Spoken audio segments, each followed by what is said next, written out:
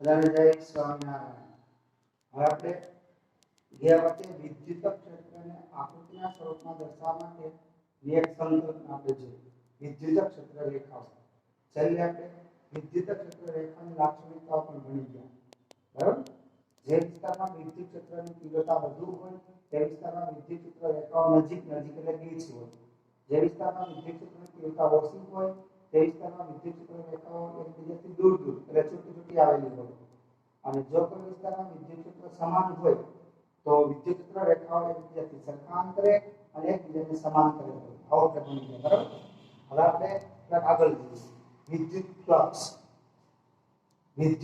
Flux. તો વિદ્યુત flux વિશેના બધા મુદ્દાઓ અહીંયા બોર્ડ પર લખેલું છે એ આપણે સમજીએ. બરાબર? તો સૌથી પહેલું વિદ્યુત ક્ષેત્રને દર્શાવવા માટે બીજી એક સંકલ્પના છે. એક સંકલ્પના આપણે ભણી ગયા વિદ્યુત ક્ષેત્ર રેખાઓ. બીજી સંકલ્પના છે વિદ્યુત ફ્લક્સ. આપણે પહેલા વિદ્યુત ફ્લક્સ વિશે માહિતી મેળવવાની છે. બરાબર? તો ચલો એમના પહેલા આપણને ખબર હોવી જોઈએ, આપણે જાણતા હોવા જોઈએ. જો આ ઉપર પૃષ્ઠ છે, પૃષ્ઠ એટલે સમતલ. આ ઉપર પૃષ્ઠ છે, પૃષ્ઠ એટલે સમતલ. અહીંયા જે આપણે પૃષ્ઠ છે એ સમતલ છે, સપાટ. બરાબર? અને કોઈ પણ પૃષ્ઠ સમતલ હોય એવું જરૂરી નથી. આપણે સમતલ પૃષ્ઠનો ઉપયોગ કરી વિદ્યુત ફ્લક્સ સમજવા માટે પ્રયત્ન કરીશું. તો સૌથી પહેલા આપણે આ મુદ્દાઓ આપણે યાદ રાખીશું. ઘણી જગ્યાએ આપણને જરૂર પડશે. બરાબર? આવું કોઈ પૃષ્ઠ છે. હવે આ પૃષ્ઠના ક્ષેત્રફળને દર્શાવતો સદિશ આપણે દોરવો હોય, આ પૃષ્ઠ સમતલ. આના ક્ષેત્રફળને દર્શાવતો સદિશ આપણે દોરવો હોય તો હંમેશા પૃષ્ઠને લંબ રૂપે લેવાય. એટલે જો પૃષ્ઠ આ રીતે શિરોલંબ ઊભું હોય અને ક્ષેત્રફળ સદિશ દર્શાવવો હોય તો આ ક્ષેત્રફળ સદિશ છે. આ પ્રમાણે દર્શાવી છે. બરાબર? જો પૃષ્ઠ આ પ્રમાણે હોય સમક્ષિતિજ તેના ક્ષેત્રફળ સદિશને આપણે આ પ્રમાણે દર્શાવી શકાય. પૃષ્ઠ ઊભું હોય તો આ પ્રમાણે. જો પૃષ્ઠમાં આ ત્રાંસુ હોય તો ક્ષેત્રફળ સદિશને આપણે આ પ્રમાણે. આમ પૃષ્ઠ ત્રાંસુ થાય ક્ષેત્રફળ સદિશ આપણે આ પ્રમાણે દર્શાવી શકાય. બરાબર? એટલે આપણે યાદ રાખીશું કોઈ પણ પૃષ્ઠના ક્ષેત્રફળને સદિશના સ્વરૂપમાં દર્શાવવા માટે તે પૃષ્ઠને લંબ રૂપે દર્શાવવામાં આવે છે. આ આપણે યાદ રાખીશું. હવે જુઓ આકૃતિમાં સમાન વિદ્યુત ક્ષેત્ર ત્રણ આકૃતિ 1 2 3 એમાં સમાન વિદ્યુત ક્ષેત્ર રેખાઓ આ તીર વડે દર્શાવેલી છે. બરાબર? સમાન વિદ્યુત ક્ષેત્ર છે. આ વિદ્યુત સમાન વિદ્યુત ક્ષેત્રમાં ત્રણ પૃષ્ઠ બતાવ્યા છે. એક આ પ્રમાણે શિરોલંબ. બરાબર? બીજું આવી રીતે સમક્ષિતિજ અને ત્રીજું વિદ્યુત ક્ષેત્રમાં ત્રાંસુ હોય એ પ્રમાણે. તો આપણે ખબર પડી ગઈ. જો આ પૃષ્ઠ છે તે શિરોલંબ હોય તો ક્ષેત્રફળ સદિશ આપણે આ પ્રમાણે દર્શાવે. હવે જો સમતલ સમક્ષિતિજ હોય તો ક્ષેત્રફળ સદિશને આપણે આ પ્રમાણે દર્શાવે. હવે જો પૃષ્ઠ ત્રાંસુ હોય તો ક્ષેત્રફળ સદિશને આપણે આ પ્રમાણે દર્શાવે. બરાબર? બસ હવે આપણે ખબર પડશે. હવે વિદ્યુત ફ્લક્સ એટલે શું? તો વિદ્યુત ફ્લક્સ એ અદિશ ભૌતિક રાશિ છે. વિદ્યુત ફ્લક્સ એ ગાણિતિક સંકલ્પના છે. બરાબર? વિદ્યુત ફ્લક્સ કોને કહેવાય? તો કોઈ પણ આપણે વિદ્યુત ક્ષેત્રની અંદર કોઈ પણ આપણે પૃષ્ઠ મૂકેલું હોય તો પૃષ્ઠમાંથી પૃષ્ઠને લંબ રૂપે પસાર થતી વિદ્યુત ક્ષેત્ર રેખાઓની સંખ્યા એટલે તે પૃષ્ઠ સાથે સંકળાયેલું વિદ્યુત ફ્લક્સ અથવા તે પૃષ્ઠમાંથી પસાર થતું વિદ્યુત ફ્લક્સ કહેવાય. એટલે વિદ્યુત ફ્લક્સ એટલે શું થયું? પૃષ્ઠમાંથી પૃષ્ઠને લંબ રૂપે પસાર થતી વિદ્યુત ક્ષેત્ર રેખાઓની સંખ્યા એટલે અંક થયો. અંક તો કેવા છે? અદિશ. બરાબર? એટલે આમ વિદ્યુત ફ્લક્સ છે તે અદિશ ભૌતિક રાશિ છે. આપણે આકૃતિ 1 માં જોઈએ તો આ પૃષ્ઠ છે. બરાબર? આ પૃષ્ઠ સાથે સંકળાયેલું ફ્લક્સ આપણે મેળવવા માટે શરૂઆતમાં આપણે આખું પૃષ્ઠ ધ્યાનમાં લઈ લઈએ. પૃષ્ઠનો અતિ સૂક્ષ્મ નાનો એક ખંડ આપણે ધ્યાનમાં લઈશું. પહેલા પછી એક ખંડ સાથે સંકળાયેલું ફ્લક્સ મેળવીશું.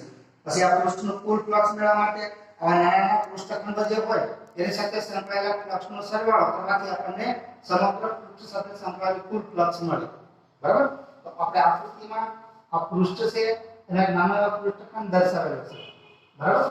હવે વિદ્યુત ક્ષેત્ર આપણે આકૃતિમાં તીર વડે દર્શાવેલી દિશા આ ક્ષેત્રફળ સદિશ બરાબર પૃષ્ઠ આપણે આ છે તેને લંબ રૂપે આ પ્રમાણે લેવાય. તો ક્ષેત્ર બંને એક જ દિશામાં છે એટલે બંને વચ્ચેનો ખૂણો θ બરાબર 0 થાય.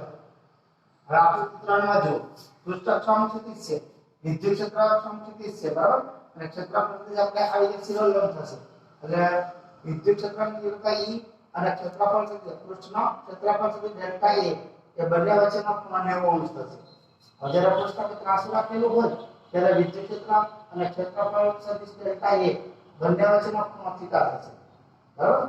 હવે જો આ થોડુંક લખીશું આપણે વિદ્યુત ક્ષેત્ર E માં વિદ્યુત ક્ષેત્ર E ને લંબ નાના એવા પૃષ્ઠખંડ ડેલ્ટા એ આપણે મૂકેલો છે. આ ડેલ્ટા એ આપણે ધ્યાનમાં લેવાનું. આ પૃષ્ઠખંડ ડેલ્ટા એ માંથી પસાર થતી વિદ્યુત ક્ષેત્ર રેખાઓની સંખ્યાને તે પૃષ્ઠ સાથે સંકળાયેલું વિદ્યુત ફ્લક્સ કહે છે. આ વિદ્યુત ફ્લક્સની સાદી વ્યાખ્યા છે. કોઈપણ પૃષ્ઠમાંથી પૃષ્ઠને લંબરૂપે પસાર થતી વિદ્યુત ક્ષેત્ર રેખાઓની સંખ્યાને તે પૃષ્ઠ સાથે સંકળાયેલું વિદ્યુત ફ્લક્સ કહેવાય. આ સાદી વ્યાખ્યા. પછી આછી વ્યાખ્યા આપણે પાછળ જોઈશું. બરાબર. આ વિદ્યુત ફ્લક્સ અદિશ રાશિ છે. તે વિદ્યુત ક્ષેત્રને દર્શાવવા માટેની એક ગાણિતિક સંકલ્પના છે. હવે જો ડેલ્ટા એ જેટલા ક્ષેત્રફળ E તીવ્રતાના વિદ્યુત ક્ષેત્રમાં ડેલ્ટા એ જેટલા પૃષ્ઠખંડ ધ્યાનમાં લઈએ તો પૃષ્ઠખંડ આપણે મૂકેલો હોય તો આ ડેલ્ટા એ પૃષ્ઠખંડમાંથી પસાર થતું વિદ્યુત ફ્લક્સ આ સૂત્ર પ્રમાણે આપણને મળે. ડેલ્ટા એ ક્ષેત્રફળમાંથી પસાર થતું વિદ્યુત flux delta phi E dot delta એ ડોટ એટલે અદિશ ગુણાકાર છે. આપણે આગળ મળી ગયા છે ગણવામાં અદિશ ગુણાકાર કાઢીએ cos થીટા સદિશ ગુણાકાર કાઢીએ ત્યારે sin થીટા લેવાય. બરાબર. તો ડોટ પ્રોડક્ટ ની નિશાની આપણે દૂર કરીએ એટલે cos થીટા આવશે. સમીકરણ નંબર 1. બરાબર. હવે જો આ પૃષ્ઠ છે એ વિદ્યુત ક્ષેત્ર આપણે લંબ હોય તો વિદ્યુત ક્ષેત્ર અને ક્ષેત્રફળ છે બંને એક જ દિશામાં થશે. તો એમની વચ્ચેનો ખૂણો થીટા બરાબર 0 થશે. બરાબર. હવે થીટા બરાબર 0 મૂકીએ cos 0 નું મૂલ્ય 1 થાય. બરાબર. મહત્તમ મૂલ્ય છે. આ બંનેના મૂલ્યો અચળ એટલે આનું મૂલ્ય મહત્તમ છે એટલે ફ્લક્સ પણ આપણને મહત્તમ મળશે. જેવડે પહેલી આકૃતિમાં જો આ પૃષ્ઠમાંથી પસાર થતી ક્ષેત્ર રેખાઓ કેટલી છે 1 2 3 4 5 પાંચ ક્ષેત્ર રેખા પસાર થાય એટલે ફ્લક્સ કેટલું કે 5 જેટલું. બરાબર. તો જો લખીશું હવે નંબર 1 વિદ્યુત ક્ષેત્રનું લંબ પૃષ્ઠખંડ ડેલ્ટા એ મૂકતા તેમાંથી તેની સાથે સંકળાયેલું ફ્લક્સ આપણને મહત્તમ મળે. ડેલ્ટા phi E dA અથવા E ડેલ્ટા A આકૃતિ 1. હવે એવી જ રીતે જો પૃષ્ઠ વિદ્યુત ક્ષેત્ર સાથે થીટા કોણ બનાવતું હોય તો તેની સાથે સંકળાયેલું ફ્લક્સ આપણને મળશે delta phi E delta A cos theta. બરાબર. જે આકૃતિ 2 માં દર્શાવેલ છે. હવે નંબર 3 માં જો હવે નંબર 3 જો પૃષ્ઠ વિદ્યુત ક્ષેત્રને સમાંતર હોય તો ક્ષેત્રફળ સાથે આ રીતે લંબ બનશે તો બંને વચ્ચેનો ખૂણો થીટા બરાબર 0 થશે. જે લખીશું જો પૃષ્ઠ વિદ્યુત ક્ષેત્રને સમાંતર હોય એટલે કે થીટા બરાબર 90 થાય. થીટા એટલે શું છે E અને ડેલ્ટા A વચ્ચેનો ખૂણો છે. તો તેની સાથે સંકળાયેલું ફ્લક્સ આ સૂત્ર પ્રમાણે E delta A cos 90 cos 90 નું મૂલ્ય 0 ગુણાકાર પણ કેવો થશે 0. તો આમ શરૂઆતમાં જો પૃષ્ઠ વિદ્યુત ક્ષેત્રને લંબ હોય તો ફ્લક્સ મહત્તમ થાય. પછી ફ્લક્સ ઘટતું જાય છે અને સમાંતર બને આ પૃષ્ઠ છે તે વિદ્યુત ક્ષેત્રમાં સમાંતર બને દાખલો ત્રાંસુ થયું સમાંતર બને ત્યારે તેની સાથે સંકળાયેલું ફ્લક્સ વધી જશે 0. બરાબર. હવે આપેલા આ પૃષ્ઠખંડમાંથી પસાર થતું ફ્લક્સ આપણને મળ્યું. આ સમગ્ર આખું પૃષ્ઠ છે આખું પૃષ્ઠ આખા પૃષ્ઠમાંથી પસાર થતું કુલ ફ્લક્સ મેળવવો હોય તો આ ડેલ્ટા A જેવા નાના નાના પૃષ્ઠખંડો જે છે તેમાંથી પસાર થતા જે આપણને ફ્લક્સ મળે એ ફ્લક્સનો આપણે સરવાળો કરવાથી આપણે સમગ્ર પૃષ્ઠમાંથી પસાર થતું કુલ ફ્લક્સ મળશે. તો આમ આપણે કહી શકીએ કોઈપણ પૃષ્ઠ સાથે સંકળાયેલું કુલ ફ્લક્સ એટલે આ ડેલ્ટા A જેવા જેટલા પૃષ્ઠખંડો હોય એ બધા પૃષ્ઠખંડોનો સરવાળો. બરાબર. જાણી લખી શકો કુલ flux phi sigma delta phi. Sigma delta phi એટલે ડેલ્ટા phi આપણે લખીએ E dot delta A. E dot delta A I 1 to n જેટલા ખંડો હોય એ પ્રમાણે લેવાય. બરાબર. હવે જો કોઈ પણ પૃષ્ઠ છે તે પૃષ્ઠખંડની અંદર આ જે કોઈ પણ પૃષ્ઠમાં આ પૃષ્ઠખંડ સળંગ આવતા હોય સતત તો આ સરવાળો છે એ સરવાળાને સંકલનના સ્વરૂપમાં પણ આપણે દર્શાવી શકાય. તો જો અહીં ફ્લક્સ phi આ સરવાળો છે સંકેતના સ્વરૂપમાં આ E સંકેતના સ્વરૂપમાં આપણે સંકલનના સ્વરૂપમાં લખીએ ડેલ્ટા જગ્યાએ dA લખીએ E ડોટ dA આને કહે સમગ્ર પૃષ્ઠ. બરાબર. તો આ આવી રીતે આપણે કુલ પૃષ્ઠ આપણે મેળવી શકીએ. હવે બરાબર વિદ્યુત ફ્લક્સની આપણે સાચી વ્યાખ્યા આપી. તો જો આ સૂત્ર પરથી જુઓ આ E એટલે વિદ્યુત ક્ષેત્ર છે. આ વિદ્યુત ક્ષેત્રમાં પૃષ્ઠખંડ પરનું આ પૃષ્ઠ સંકલન કહેવાય. આના પરથી આપણે ફ્લક્સની વ્યાખ્યા શરૂઆતમાં આપણે આગળ આપી કોઈ વિદ્યુત ક્ષેત્રમાં વિદ્યુત ક્ષેત્રના લંબ રૂપે મૂકેલા પૃષ્ઠમાંથી પસાર થતી વિદ્યુતક્ષેત્ર રેખાઓની સંખ્યાને તે પૃષ્ઠમાંથી પસાર થતું ફ્લક્સ કીધું આપણે, બરાબર? સાચી વ્યાખ્યા આપણે આ પ્રમાણે આપી શકાય. કોઈ પણ પૃષ્ઠ સાથે સંકળાયેલું વિદ્યુત ફ્લક્સ એટલે બરાબર તે વિદ્યુત ક્ષેત્રનું તે પૃષ્ઠ પરનું પૃષ્ઠ સંકલન છે. એટલે વિદ્યુત ક્ષેત્રનું પૃષ્ઠ પરનું પૃષ્ઠ સંકલન એટલે તે પૃષ્ઠ સાથે સંકળાયેલું વિદ્યુત ફ્લક્સ કહેવાય, બરાબર? આ વિદ્યુત ફ્લક્સ વિશે વાત કરીએ. હવે અહીંયા આપણે આ પૃષ્ઠ છે એ આપણે સમતલ લીધેલું છે, સમતલ. હવે જો પૃષ્ઠ વક્ર હોય અનિયમિત આકારનું પણ બહુ ખાસા ખુશી વાળું ના હોય એવું પૃષ્ઠ હોય તેની સાથે સંકળાયેલું ફ્લક્સ મેળવવું શું કરવું આપણે? તો જો આવું અનિયમિત આકારનું પૃષ્ઠ હોય વક્ર, બરાબર? તો આ પૃષ્ઠને અનેક અતિ સૂક્ષ્મ નાના નાના પૃષ્ઠખંડોની અંદર વિભાગવામાં આવે છે. અને અહીંયા વિદ્યુત ક્ષેત્ર આપણે સમાન લીધેલું છે. ઘણી વખત વિદ્યુત ક્ષેત્ર સમાન પણ ન હોય એવી સ્થિતિમાં આ પૃષ્ઠને અનેક અતિ સૂક્ષ્મ નાના નાના ખંડોની અંદર વિભાગવામાં આવે છે. ખંડો એટલા બધા સૂક્ષ્મ હોય કે ખંડ પૂરતું આપણે વિદ્યુત ક્ષેત્ર સમાન ગણી શકાય. અને એ ખંડ છે એના ક્ષેત્રફળના સદિશને દર્શાવવા માટે આપણે પૃષ્ઠને લંબ રૂપે દર્શાવવો પડે. તો એવો એક પૃષ્ઠખંડ આપણે લીધો છે જેમો. કયો? જેમો પૃષ્ઠખંડ એક આપણે આકૃતિમાં આ દર્શાવેલો છે, બરાબર?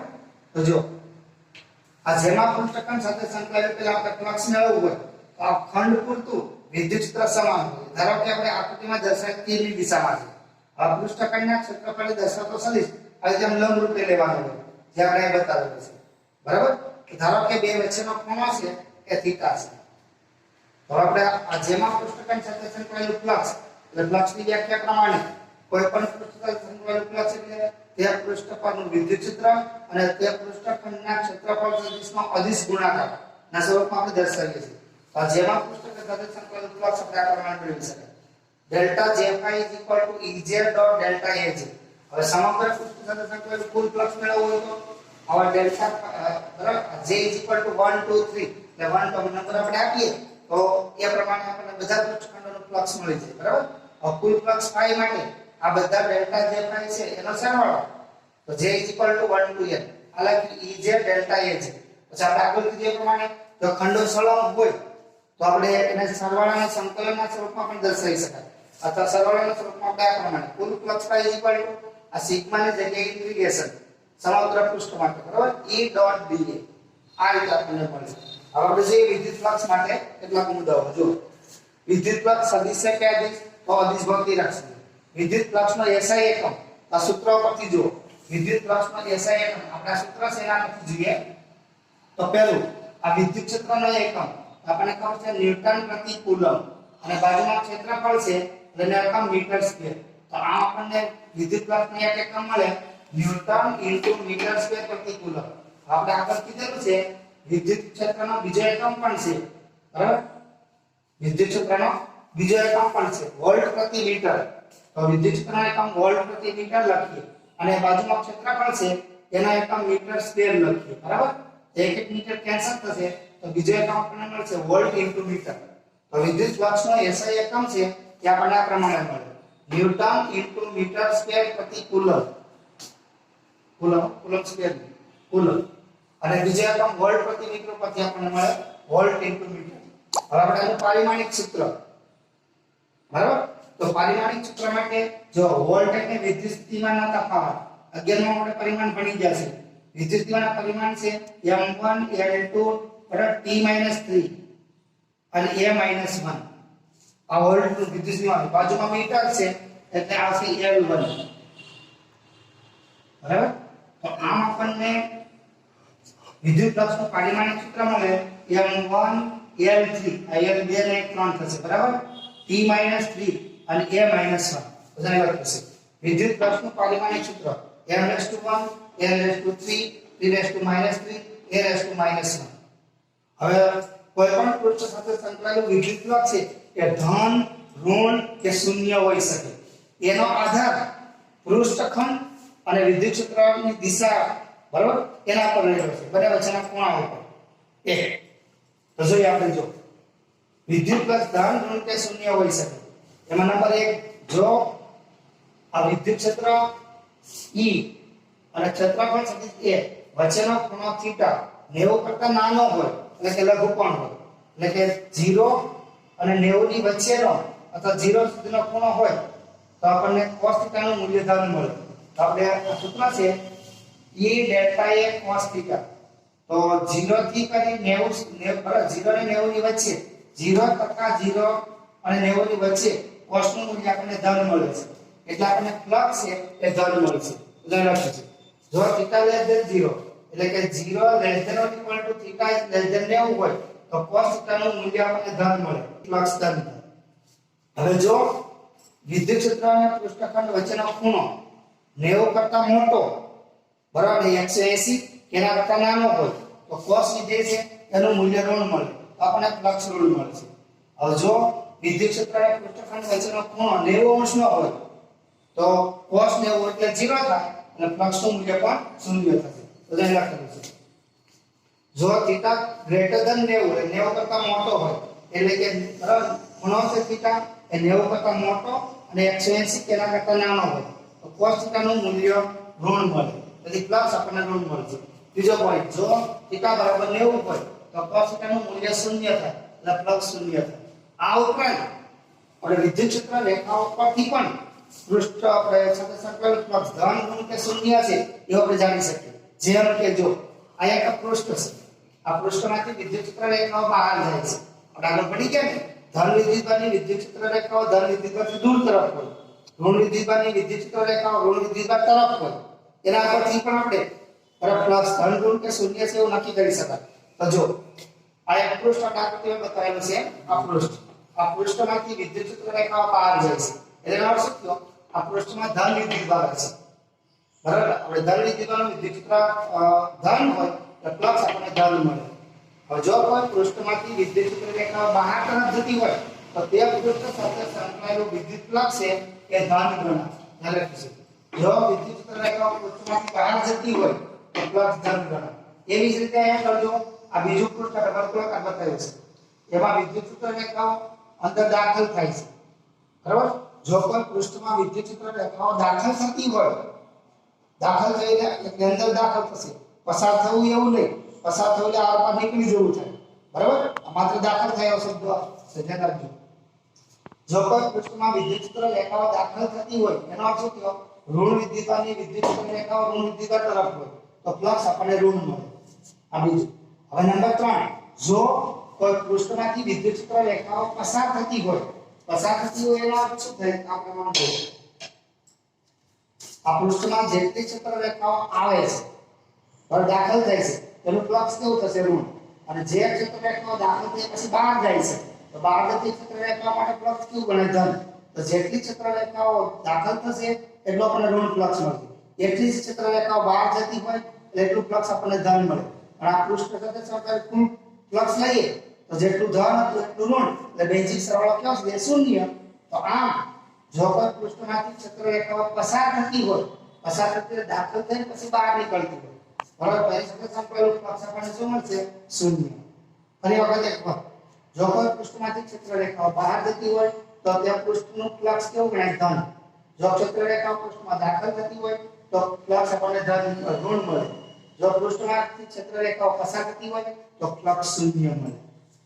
બરાબર આ ફ્લક્સ વિશે આપણે યાદ રાખીશું.